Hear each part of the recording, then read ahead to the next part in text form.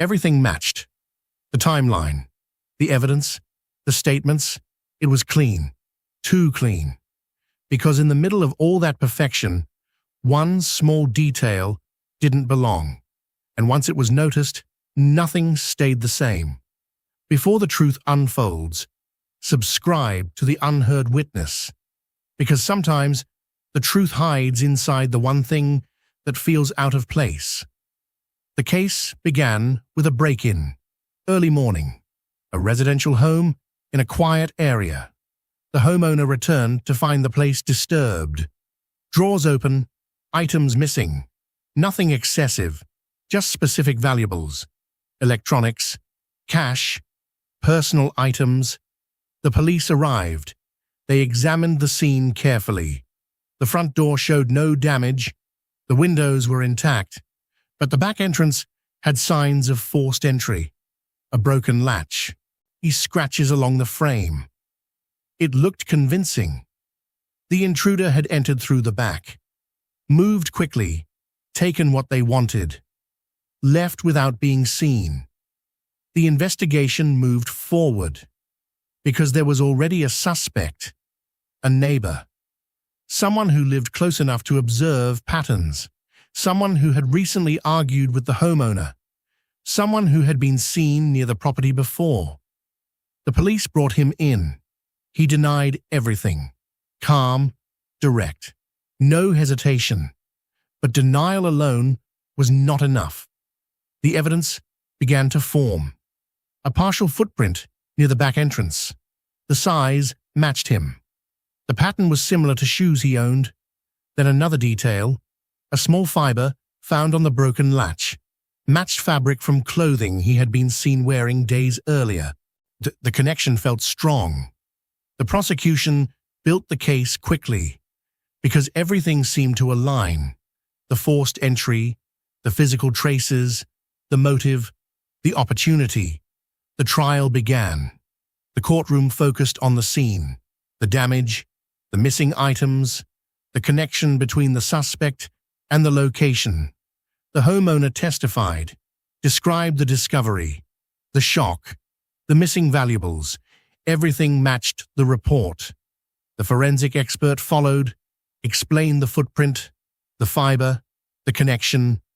The jury listened closely because the story felt complete. The defense struggled because there was no clear gap, no missing piece. Everything pointed in one direction.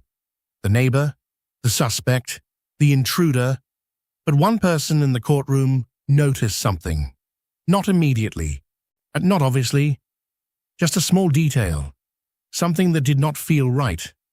The defense attorney reviewed the photographs again. The broken latch, the scratches, the pattern of damage. He paused, because something about it felt off, not wrong, just inconsistent. He asked the court to display a close-up image of the latch. The image appeared, clear, detailed. The scratches ran along the metal surface, deep, visible. But their direction was unusual. The marks moved outward, not inward. The courtroom stayed quiet, because that detail was easy to miss.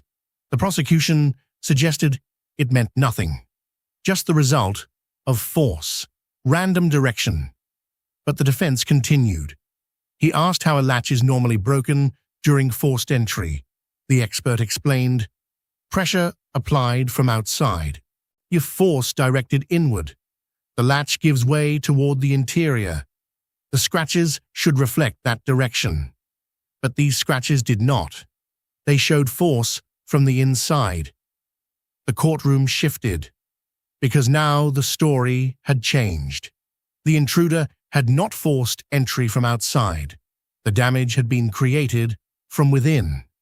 The prosecution responded quickly, suggested secondary damage, movement after entry. But the defense introduced another detail, the door frame.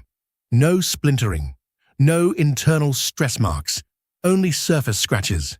Clean, controlled. The kind of marks created deliberately, not during a struggle. The judge leaned forward slightly, because the evidence no longer aligned perfectly. The defense stepped further. He asked about the footprint, the position near the latch. It was placed close, but not overlapping the damage, meaning it was left after the latch had already been broken. The timeline shifted. The sequence changed. The prosecution argued coincidence, but the defense continued. He returned to the fiber, the fabric found on the latch. He asked when it could have been transferred. The expert admitted it could not be tied to a specific time, only that it was present. The defense nodded, then asked if the suspect had ever been near that door before. The homeowner confirmed, yes. The neighbor had helped with repairs weeks earlier. The courtroom grew quieter, because now the fiber could have been left long before the incident. The footprint could have been left after. The latch damage did not match forced entry from outside. The story was beginning to unravel, but the defense was not finished. He introduced another detail: security lighting. The property had motion-activated lights near the back entrance. The logs showed no activation during the reported time of the break-in. The prosecution suggested malfunction, but the defense asked for maintenance records. The system had been tested days before, working perfectly. The implication was clear. No one approached the back door from outside. The courtroom understood, slowly. The entry had not happened the way it was described. The defense stepped back, let the silence settle, because now the small detail had grown into something much larger. The broken latch, the direction of the scratches, the absence of motion detection, the timeline of the footprint, and all pointing in one direction, not toward the suspect, but toward the scene itself. The homeowner sat still, because the confidence that once supported the story had started to fade.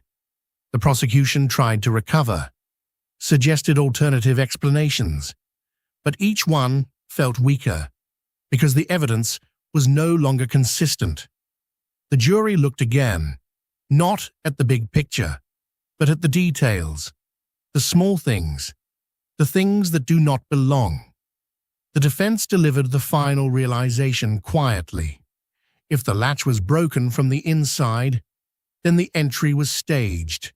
If the entry was staged, then the intruder did not come from outside. And if the intruder did not come from outside, then the suspect could not have been the one who entered. The courtroom remained silent, because the truth had revealed itself, not through something obvious, but through something out of place. One small detail didn't belong, and it exposed everything.